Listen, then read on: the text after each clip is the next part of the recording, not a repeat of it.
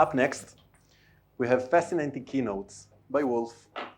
Wolf is the CEO of Dussmann Group, a multinational powerhouse hiring nearly 70,000 employees across 21 countries and annual revenues, sit carefully, exceeding 3 billion euros a year.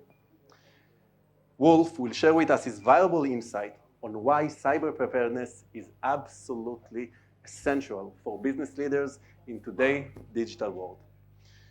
Wolf, the stage is yours. Ladies and gentlemen, happy to be here. The world has changed, and I was beginning with a smile when entering the stage, but the world has changed also dramatically, and it continues to change. We are facing wars, terrorism, crisis, and all of this is now part of our daily lives. Few countries have such concrete experience with that as Israel, and the threat level is still rising. And therefore, I think we need to rethink the way we look at the world and adapt to those new challenges, to the new conflicts, new partnerships, and also new approaches to security. That is why the Dussmann Group is here today. That is why Catherine Dussmann is here today. That is also why I am here personally. We have come as friends, and we must join forces. This is true at government level. I just saw Dana from the CERT coming into the room, but it is also true from our perspective as business people at the corporate level. Looking to those profound geopolitical changes, they go hand in hand with an increase in corporate crime. And I'm not just talking about physical crime for sure, but also virtual attacks. More and more companies are being attacked virtually, many of them for political or ideological reasons, often for disinformation, to divide and weaken our societies, to threaten internal and external security, Franco has mentioned it, and to damage our infrastructure and also our supply chains. Most of these attacks, however, are for economic reasons. People are using technologies to just extort money.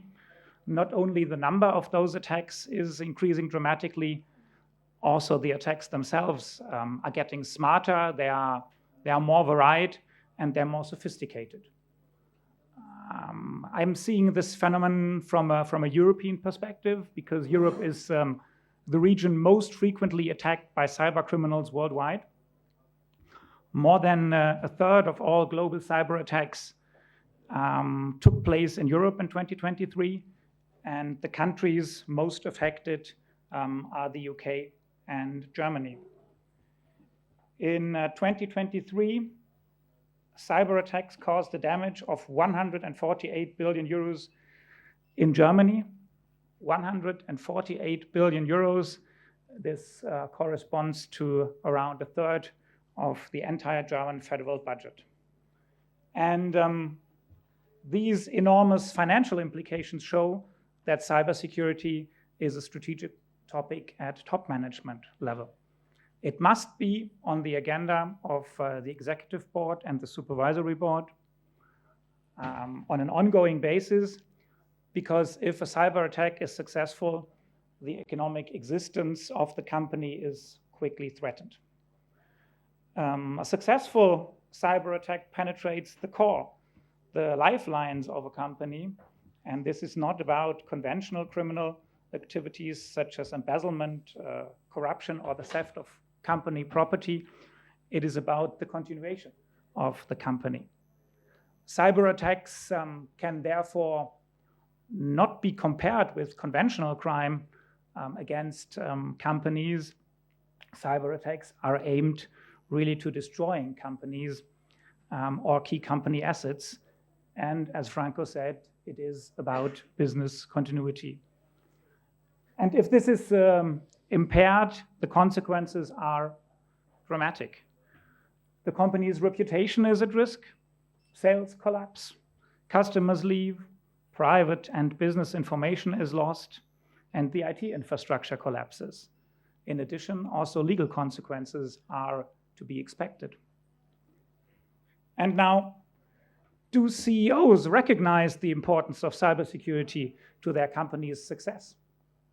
I would say yes and no. Yes, because the threat to the company is increasingly being perceived. In 2021, 9% of business leaders agreed with the statement that cyber attacks threaten the economic existence of a company, and 52% agreed with this statement in 2023. So you see a really rapid increase within 2 years. In another study, as many as 96% of the CEOs surveyed said they consider cybersecurity to be crucial for the growth and stability of their company. So no question, cybersecurity has reached the top management levels. It is certainly true to say that the problem has been recognized. But I think it's also fair to say there is a lack of action. Surveys also show that CEOs see cybersecurity primarily as a technical task. And this task is being shifted to the responsibility of the CIO or the CISO. The focus is then on the development of protective mechanisms. Measures and processes are developed to make the protective fence better and better. And as cyber attacks are becoming increasingly sophisticated, there's also plenty to do for the CIO or for the CISO. Technical and organizational defense mechanisms that have been set up must be constantly monitored, they must be improved, they must be adapted to the ever-changing cyber attacks. But if cybersecurity is really seen as a technical task, and the focus is on defending against cyber attacks, there are 2 weak points from my side. First, cybersecurity only plays a subordinate role in the whole corporate strategy. The CIO does gain access to the CEO if he has identified weaknesses in the company's defense mechanisms. However, their contribution is less in demand when it comes to the further development of the business model. Second, when the focus is on defense protection, the following questions fade into the background. What happens if the cyber attack was successful? In other words, what happens if the cyber criminals get past the security fence and firewall despite all their efforts? There must be detailed plans for this situation. And however, and you might know that, an astonishing number of companies do not have such plans. Why is that? Many companies believe they are safe as long as their cyber defense mechanisms work well.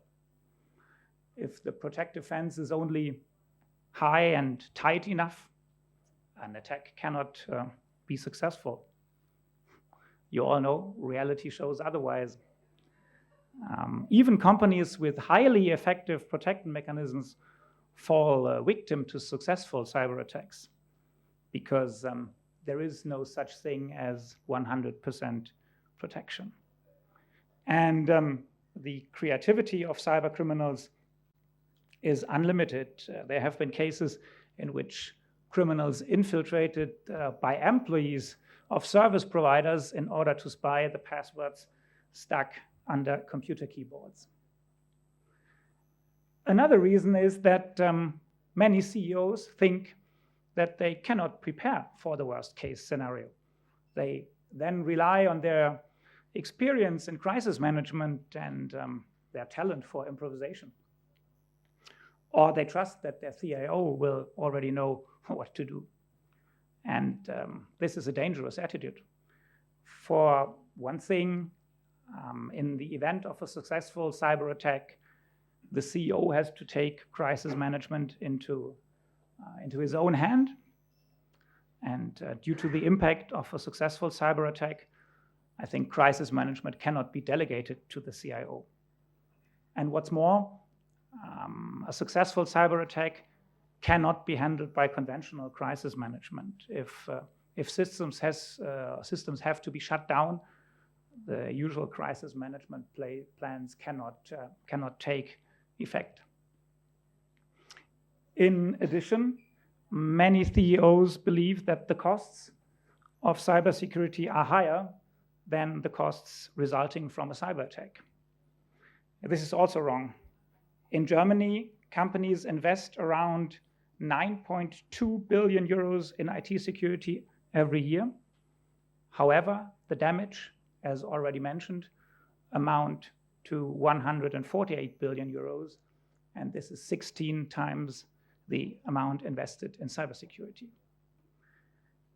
And last but not least, CEOs also like to turn a blind eye to such situations. Preparing for the worst case scenario is an unpleasant task. It takes a lot of time and effort, and you don't know whether the contingency plan will even be used. So every CEO has to ask themselves, what do we do if worst happens? Do we have effective crisis plans in place for a cyber attack? Do I and all the other relevant employees even have access to these plans? One of the first measures to be taken is to shut down the system. I don't have to tell you. But if the systems are shut down, the ability to act, to overcome the crisis is significantly reduced. Access to electronic documents is no longer possible. It is therefore important to think in advance about how you can communicate at all in such a situation. And who should have crisis plans printed out and available, and preferably at home, on business trips, and on vacation. This is because cyber attacks tend to occur when you're in a meeting, or when the company is less able to react, at night, at weekends, during vacation periods, on Christmas, on Pesach, whenever. So developing contingency plans is therefore absolutely essential.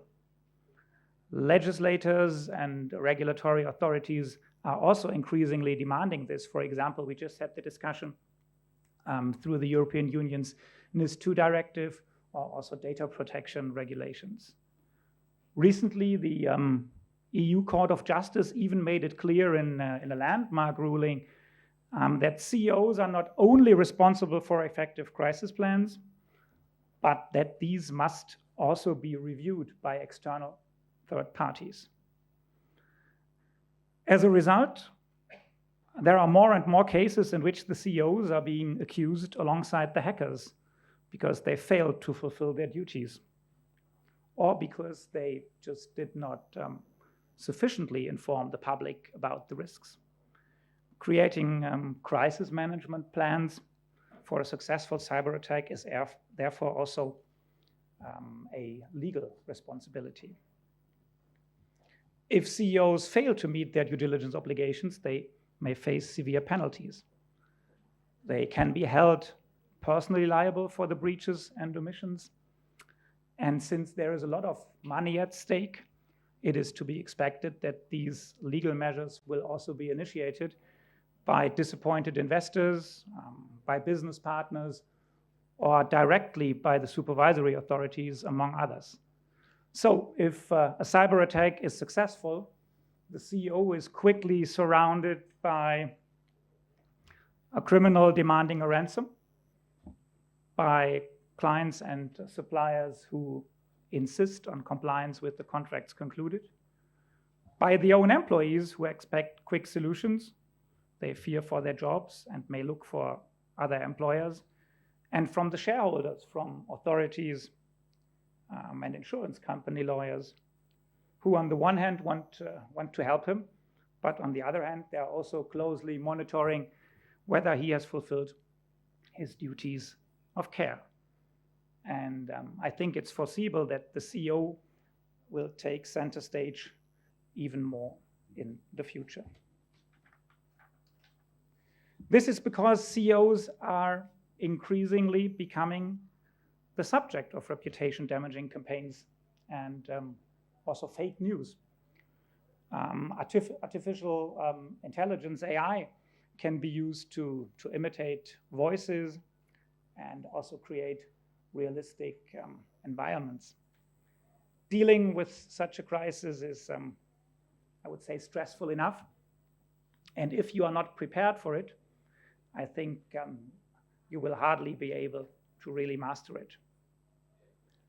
So why is Dussmann so intensively involved in the topic of cybersecurity? Firstly, because ourselves have already been the victim of cyber attack. It hit us during my summer vacation some years ago. And as said at the beginning, we are a company with a turnover of 3 billion euros, more than 70,000 employees in 21 countries, providing facility management, food services, technical solutions, elderly care services. So you have a rough idea what was at risk. Unfortunately, I didn't know Franco and Nia and all the other nice and skilled colleagues from Code Blue at that time. And apart from that, we weren't prepared enough, and we needed also a little bit of luck, to be honest. And it was clear to us that we have to improve. We didn't pay. No, it was true. We invested the money into the future instead of paying. And secondly, because we deal with security issues on a daily business as part of our business model, Dussmann has providing physical security services in the facility management sector for decades. We offer plant and property security. And the importance of these services also has risen steadily in the recent years. And our security services are increasingly relying on technical and also electronic solutions due to AI. And as a result, more and more clients are asking us for integrated security solutions. This is why we expanded our service portfolio and initiated a joint venture with Code Blue from Tel Aviv. The new company is serving the German market. The aim is to expand the business throughout Europe in the future. And our joint venture, Code Blue by Dussmann, is focused on precisely the problem I've just mentioned. What do I do if a cyber attack has been successful? Code Blue's business model is quite easy to understand. With the experience gained from various cyber attacks, Code Blue is there to support its customers in the event of an incident. Code Blue helps to assess the situation. Based on this assessment, the appropriate steps are defined to protect the company and the CEO and to reduce the risks. Each step must be coordinated with a variety of different stakeholders. You have security and supervisory authorities, you have the data protection authority, and customers and service providers, you have employees, and you have the general public. Code Blue's business model requires being on site at the customer's premises within a short time. It also requires that plans have already been developed before the crisis occurs that consider the specific characteristics of the company. And Code Blue's work, therefore, begins much earlier before the crisis occurs. Ladies and gentlemen, cybersecurity is an issue that cannot be dealt with or by the companies alone. And at the same time, it cannot be entrusted exclusively to the government agencies either. It requires a close exchange. We need industry and politics, service providers and security authorities, the regulators, science, university, technology experts, communication and legal specialists, and all of them work together. We need an intensive and continuous exchange on the latest technological developments, on changing attack methods and also their risks, and on best practices for cybersecurity. This is, I think, the only way we can continue to develop and improve. And it is therefore absolutely valuable that the Cyber Week is being held. We need the strong community, and we need to train people, experts in cyber conflict situations. The bad guys are organizing themselves anyway, and you know that they have enormous power, especially when they are supported and protected by government agencies, which is often the case. So the signal that I would like to see from this conference is that the good ones also organize themselves. So our teams from Code Blue in Israel and Europe are ready. Dussmann is ready. I am ready. And I am sure you are ready too. Thank you. Toda rabba.